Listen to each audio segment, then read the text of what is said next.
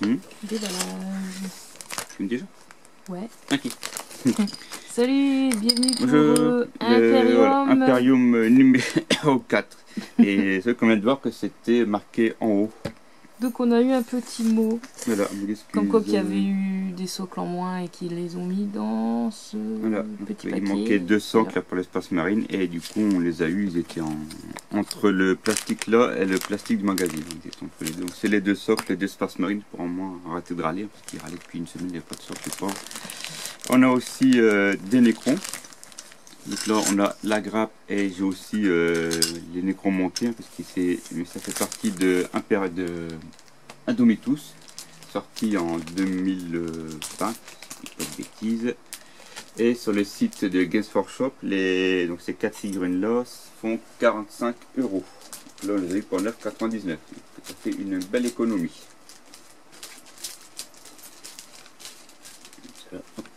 Donc c'est des nécrons, c'est du clipsable, c'est pour ça que les socles qui sont perforés, c'est des figurines clipsées. Rien à coller. On peut coller si on veut, mais on n'est pas obligé du coup. Comment ça se fait que tu les as déjà en fait? Bah, je viens de dire, il était dans Adomitus Ah 2020. oui, c'est vrai. La boîte, la V8, je crois. Ouais, ça casse pas. Ils sont déjà morts, ça dit Nikon. J'ai tout le temps peur de les casser. Bon. Ouais, ils étaient sortis en 2020 dans la grosse boîte de base et là ils sont dans la collection. Du clipsable, des socles, c'est les destroyers Scorpet, si je dis pas de bêtises, qui sont vendus du coup maintenant à part sur le site. Là j'ai des numéro 4, j'en ai acheté 2, j'en ai eu un à la presse, je dis, et un autre au champ à Noël quand on fait sur leur tour. Donc ça prend une petite troupe de destroyers comme ça. On avait aussi dedans un pot de peinture métallique pour faire les armes du coup, tout métallique, enfin argent métallique, et un terrain. Donc j'ai regardé par rapport à Conquest. Conquest ils étaient un peu plus grands. Du coup, je vais superposer un Conquest au-dessus et Conquest ils sont un peu plus grands que Mortal Realms. Ça fait ça. Donc là on a des conteneurs, bien sûr on aura de nouveau des conteneurs dans la collection. Donc ça me fera beaucoup de conteneurs. Et de l'autre côté ça fait en fait une ville. C'est arraché. De l'autre côté on a donc 2 bâtiments en fait et une route au milieu. Ils s'arrachent facilement je vois. Ils sont un peu, j'ai l'impression qu'ils sont plus fragiles que ceux de Conquest. Je sais pas si Conquest il faut les manipuler. Le papier il est peut-être différent. Ouais. Ça c'est que c'est grand donc c'est manipulé, c'est que c'est pas pratique non plus. Aussi. Je sais pas si tu as montré les grappes du coup. On regardera le magazine.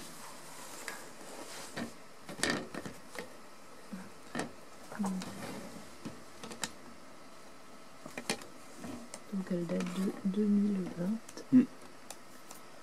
Là.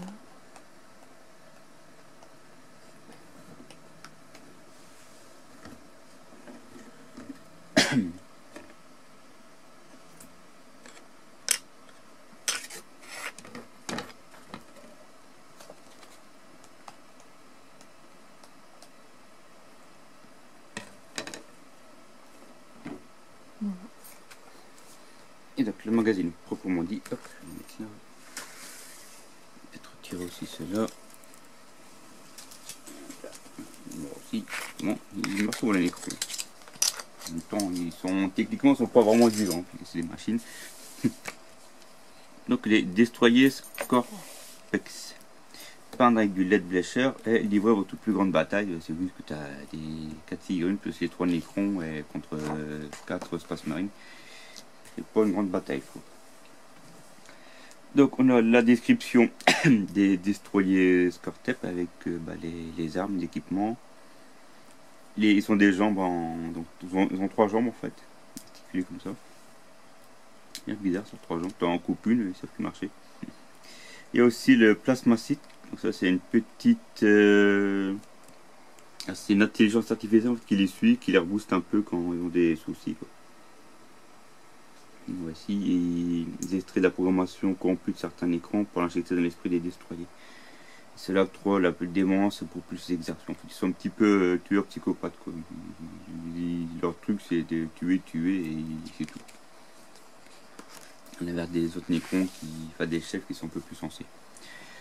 Comme dans les autres magazines, le 1, 2, 3, on peut leur mettre un nom et des états de service. Donc ça, c'est Conquest qui faisait pas ça. C'est vraiment, comme je dis, pour s'approprier ces figurines, quoi.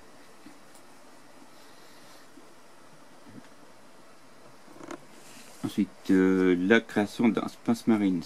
Comment les créer? Je me doute que tu allais dire ça. Je ne sais pas s'il est assis ou debout, je demande là-bas. Donc on voit la création de Space Marines avec tous les implants d'organes. Ils implantent plusieurs organes en différentes périodes de leur vie. Je pense que c'était dans Conquest qu'il y avait les différents organes qui étaient inventés. Donc en fait c'est des aspirants, donc souvent c'est des recrues des planètes qui gèrent. Donc, chaque Space Marine a un certain nombre de planètes à gérer, quoi. Et ils recrutent en fait leurs aspirants là-dedans. Ils passent différentes épreuves et s'ils les réussissent, ils sont aptes à devenir Space Marine. D'abord ils sont scouts, hein, ils ont quelques organes, enfin on leur implante des organes et puis petit à petit on leur implante d'autres organes. Je trouve que ça fait très religieux quand même, la façon que c'est. Ouais, bah c'est très Pourquoi culte. Il y a des espèces de chérubins mais à tête de mort? Là on en voit un. Ouais, c'est des familiers ça. Et là il y en a aussi là. Ouais, c'est symbolique Games Workshop et 40 000. C'est des familiers ça. Ok. Il y a des petites créatures, des cérémonies qui volent. C'est vrai que c'est très culte hein, quand tu vois qu'il y a l'ecclésiarchie, c'est le grand truc d'organisation. Quand tu vois là que c'est assez symbolique avec beaucoup de flammes, ils doivent s'agenouiller devant. C'est très très culte, hein, très symbolique, très. Avec, quand tu vois qu'ils ils prient avec leurs armes et tout, leurs armes pour ces objets saints, quoi. Ils appellent aussi le saint-bolteur, les douilles ils sont bénis dans de l'huile et tout. Là c'est pas des reliques, des trucs aussi. Mais voilà, des reliques, c'est très protocolaire, très religieux aussi.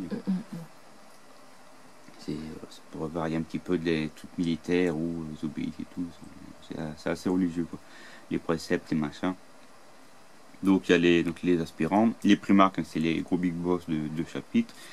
Les apothicaires, c'est ceux qui soignent en fait. Et c'est ceux qui récupèrent les génogermes quand un ultramarine s'est mort au champ de bataille. Il récupère donc les génomes en fait avec son équipement, ce qui permet de pouvoir les remettre dans d'autres space marines par la suite. Comme ça qu'on perpétue les gènes du chapitre comme ils disent. Donc voilà. Le Warp, donc c'est l'univers entre les mondes, hein, où il y a beaucoup de démons qui habitent dedans. C'est une dimension d'énergie qui existe en marge de la réalité. Donc, il y a plusieurs noms, il y a l'Empyrée, l'Immaterium, la mer des âmes, le Warp, hein, selon la civilisation, comment ils l'appellent. C'est lorsque les démons et les humains ou les extraterrestres se servent aussi du Warp pour passer d'un point A au point B pour aller beaucoup plus vite en fait. Comme s'ils prenaient un portail, puis ils arrivaient dans le Warp, puis c'était parti beaucoup plus rapidement. Là, c'est un vaisseau impérial ici. Je sais pas, j'aurais dit Ultramaris, mais j'ai peut-être Mechanicus, je crois qu'il y a une tête ici. J'aurais du mal à voir là.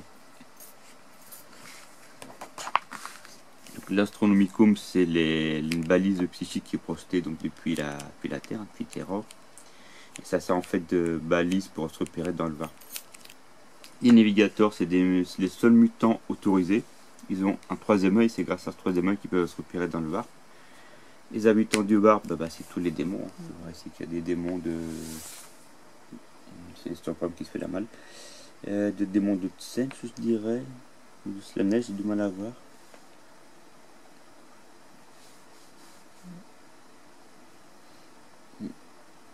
Et la sombre roche, qui est une matière d'obsidienne, qui est fort utilisée par les Necrons en fait, hein, qui a aussi un rapport avec le Warp du coup.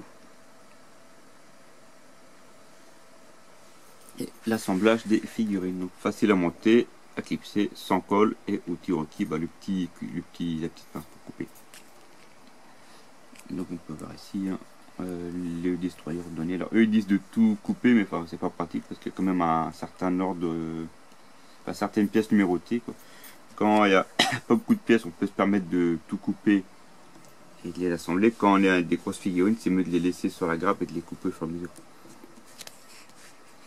Donc là ici hop, il y a les éléments 1, 2, 3 et 4, 5 pour faire la partie du haut. Le socle c'est un 50 mm. Ensuite les pieds du bas clipsés, donc tout est clipsé. Le deuxième, le troisième. Et moi il y a la petite figurine en plus, je sais pas ce qu'elle est. Voilà, ici voilà, il y a une clé en 2 pièces, en 3 pièces quoi. Le placement et on prend une plus petite pièce, une socle, enfin un socle 28. Une fois terminé, ça donne ça. La peinture. Donc on fait avec le Rune Lord pour la balle, hein, ce qu'il avait montré avec les autres figurines, donc un peu métal rouillé quoi, métallique. Mais ça me perd tout qui font pas l'intégral quoi, qui font qu'une partie. C'est vraiment bizarre comparé à Conquest Mortal. Enfin, je me répéterai encore quoi. Mais avec les autres gammes, on avait une sous-couche complète intégrale et puis après on repeignait dessus. C'est bizarre. Donc ensuite le couleur argent pour faire du coup la partie argentée. Et on prend les guerriers Necrons, les gardes royaux qu'on avait déjà commencé à peindre et on récupère du coup la partie métallique argentée du coup. Et pareil pour les Space Marines, pour les épées, les pistolets du coup et certains éléments comme là aussi les côtés des casques, un truc d'aération, les chaînes. Donc on fait du coup toute la partie argentée en même temps. Donc on prend tout d'une couche. Donc là, ça fait quand même pas beaucoup de figures, on peut se permettre de suivre le rythme. Si vous faites comme moi, que vous emmagasinez, que vous peignez pas et que vous voulez faire par la suite, bon courage. Le scénario. Le destroyer Scorterk contre l'intercesseur d'assaut. Donc il y a les 3 du numéro 3 plus le lieutenant numéro 1 face aux 3 figurines qu'on a eu aujourd'hui. Puis le petit qui est là au bout. Donc on prend le nouveau terrain qu'on a reçu. Donc ici, hein, les tapis incluent des images de figurines de terrain issues des futurs numéros. Donc c'est les socles en fait et les bidons. Ces images n'ont aucun effet, ignorez-les comment déplacer les figurines. Et dans les autres conquests, tu avais la partie qui était en fait doublée. Il y avait une partie avec les décors et quand on le retournait, tu n'avais pas de décors. On essaie de diversifier. Les fiches techniques, on en aura d'autres plus précis par la suite. Hein, du coup, là, c'est vraiment les trucs tutoriels comme ils disent. L'exemple de tour pour les Space Marines et pour les Necrons. Puis comment on gagne la partie, hein, ce qu'il faut pour gagner. Dans le numéro 5, on aura la figurine Collector Imperium. C'est un capitaine. Il faudrait que je vérifie, mais je crois que c'est le seul capitaine qu'on a dans la série. Alors, je sais plus, normalement il a dû sortir par le passé dans des conventions ou autres. On ne le voit pas, en fait, on ne l'achète pas sur le site, on l'a comme des événements spéciaux. Donc c'est capitaine. Et dans le 6, on aura 3 agresseurs Primarines, donc c'est les clipsables. C'est les mêmes qu'il y avait dans Conquest. Et on ne les trouve plus que dans Imperium, du coup sur le site de Games Workshop, on ne les trouve plus ceux-là. Enfin les clipsables, tout du moins. J'en aurais pas mal du coup. J'en avais eu 2 je crois dans Imperium, dans Conquest, un avant. On en a aussi dans l'autre, pas Indomitus, mais celui d'avant, Dark Vengeance. Donc on a beaucoup. Enfin bref, voilà, je m'égare. Donc voilà ce qui faisait le numéro 4 de Imperium. On se retrouvera par la suite pour le 5. Ouais. Voilà. Allez, salut! Au revoir.